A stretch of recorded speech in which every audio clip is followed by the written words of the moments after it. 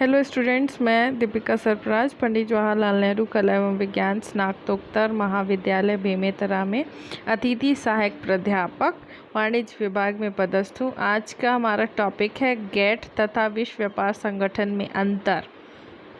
भाई, गेट से ही क्या बना है? विश्व व्यापार संगठन, लेकिन दोनों में कुछ डिफरेंस है। तो चलिए उस डिफरेंस को जानते हैं। पहला है अर्थ। गेट को नियमों के एक समूह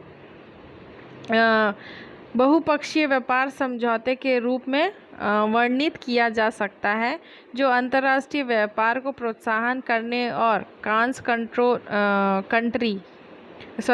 कंट्री व्यापार बाधाओं को दूर करने के लिए लागू किया गया था। यानी इसमें सिर्फ और सिर्फ बहुपक्षीय व्यापार जो समझौता होता था उसको एक्सप्लेन किया गया था, और सिर्फ अंतर्राष्ट्रीय व्यापार को क्रॉस कंट्री जो बाधा होती थी, मतलब एक देश से दूसरे देश में व्यापार करने की जो बाधाएं थी उसको दूर करने के लिए इसको लागू किया गया था। लेकिन विश्व व्यापार संगठन एक अंतर्राष्ट्रीय संगठन है, ये पूरा ऑर्गेनाइजेशन है जो देशों के बीच की व्यापार की देखरेख और उदारीकरण के लिए अस्तित्व में आया है। मतलब ये एक संगठन जो भी देश है उनके बीच जो व्यापार होगा उसकी देखरेख करेगा, यानी वाद विवाद अगर होता उसका निपटारा करेगा, कुछ भी जो मिस्टेक्स हैं उसको सॉर्ट आउट करेगा, जो प्रॉब्लम्स है उसको सॉर्ट आउट करेगा, और लिबरलाइजेशन के लिए यानी उदारीकरण के लिए इसको अस्तित्व में लाया गया। दूसरा है संस्था। इसका कोई संस्थागत अस्तित्व नहीं है, लेकिन एक लघु सचिवालय है, नहीं छोटा सा सचिवालय जैसा है गेट। लेकिन जो आपका विश्व व्यापार संगठन है इसमें एक सचिवालय के साथ स्थायी संस्था भी है। यह एक तरह से एक इंस्टीट्यूट भी है जो विश्व व्यापार से रिलेटेड सारे काम को देखता है। लेकिन जो गेट है वो एक तरह से छोटा सा सचिवालय है। यहाँ पे इसका कोई भी संस्थागत अस्तित्व नहीं है, यानी इसकी कोई संस्था नहीं है। यहाँ सिर्फ और सिर्फ रूल रेगुलेशन एक तरह से बनाए जाते हैं। तीसरा है सहभागी राष्ट्र। गेट में संविदा पक्ष है और विश्व व्यापार संगठन में सदस्य होते हैं, यानी मेंबर्स होते हैं। चौथा है बंधिताओं। वो अंतिम है, ये पूर्ण और स्थायी है। मतलब जो गेट है वो एक तरह से सिर्फ दो देशों के बीच में प्रतिबंधित, मतलब इसमें आप प्रतिबंध नहीं लगा सकते हैं, लेकिन विश्व व्यापार में आप एक तरह से पूर्ण और स्थायी रूप से प्रतिबंधित हैं। पांचवा है आवेदन। गेट के नियम केवल वस्तु के व्यापार के लिए थे, यानी जो परमिशन था गेट में सिर्फ और सिर्फ वस्तु व्यापार के लिए था। लेकिन विश्व व्यापार के नियम में माल के साथ साथ बौद्धिक संपदा की सेवाएं और पहलुएं शामिल कई हमने देखा था, जैसे सर्विस से रिलेटेड या फिर बौद्धिक संपदा या फिर कृषि से रिलेटेड, ये सारे व्यापार विश्व व्यापार संगठन में लाए गए। अगला है समझौता। इस गेट समझौता मूल्य रूप से बहुपक्षीय है, लेकिन बाद में इसमें बहुपक्षीय समझौते जोड़े गए हैं।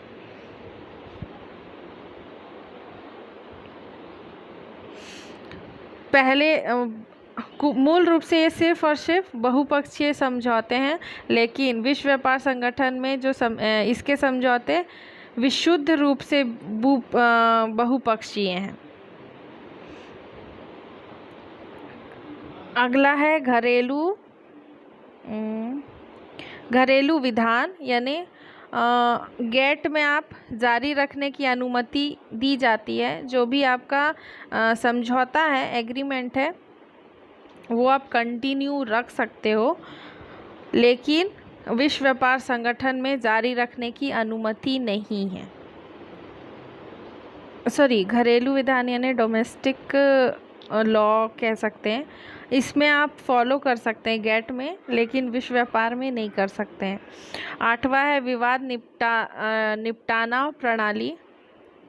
गेट में जो विवाद है वो धीमी और अप्रभावी रूप से निपटती है, लेकिन विश्व व्यापार संगठन में तेजी से और प्रभावी ढंग से, यानी WTO तुरंत अति शीघ्र जो भी विवाद है उसको निपटाने की कोशिश करता है।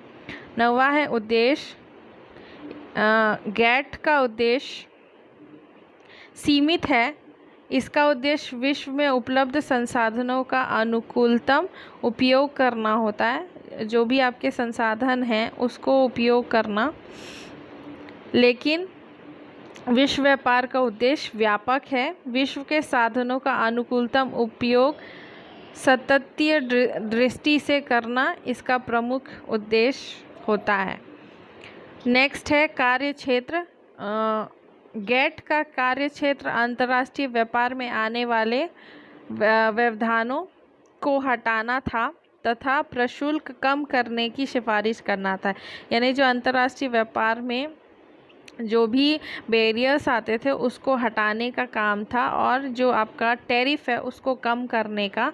लेकिन विश्व व्यापार संगठन में का कार्य क्षेत्र है वस्तुओं में व्यापार के बहुपक्षीय समझौते, सेवा में व्यापार का सामान्य समझौता, बौद्धिक संपत्ति अधिकार का व्यापार समझौता, झगड़ों के निपटारे का समझौता आदि सब है। मतलब उसमें सिर्फ और सिर्फ क्या था, अंतर्राष्ट्रीय व्यापार में आने वाले जो हर्डल्स थे उसको हटाना और प्रशुल्क यानी टैरिफ कम करना। इसमें जितने भी बहुपक्षीय समझौते हैं, सेवा से रिलेटेड व्यापार हैं, बौद्धिक संपत्ति से अधिकार से रिलेटेड या झगड़े निपटाने का समझौता, ये सब में ओवरऑल काम करता है। लास्ट है समझौता पर निर्णय की समय अवधि। यह गेट एक ऐसा मंच था जिस पर सदस्य देश विश्व समस्या पर विचार करने एवं समझाने के लिए दशक में एक बार मिलते थे। मतलब गेट का ट्रीटी होता, एक तरह से वो लोग मिलते थे दशक में एक बार, साल में एक बार कहीं भी सेमिनार कंडक्ट किया जाता था। लेकिन विश्व व्यापार संगठन में क्या है, सुस्थापित नियम बद्ध संगठन है जहां समझौता पर निर्णय समयबद्ध होता है। यानी जो विश्व व्यापार संगठन है वहाँ के नियम ऑलरेडी संगठन के द्वारा पहले से ही स्थापित कर दिए गए हैं, जो समझौता पर निर्णय समयबद्ध होता है।